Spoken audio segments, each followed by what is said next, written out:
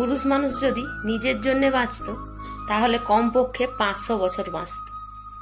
বেশি কিছু তো লাগে না, দুবেলা দুমুঠো খাওয়ার আর মাথার উপরে একটু ছাদ। তার জন্যে 1-2 ঘন্টা কাজ করলেই যথেষ্ট।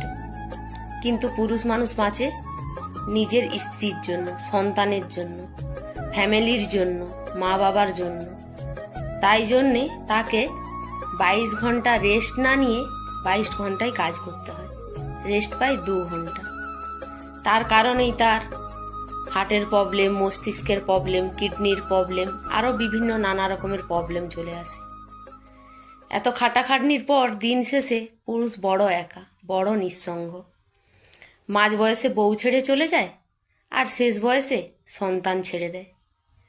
তাল গাছ দেখেছেন একলাই দাঁড়িয়ে থাকে, বা বনের মধ্যে সিংহ দেখেছেন একলাই চলাফেরা করে।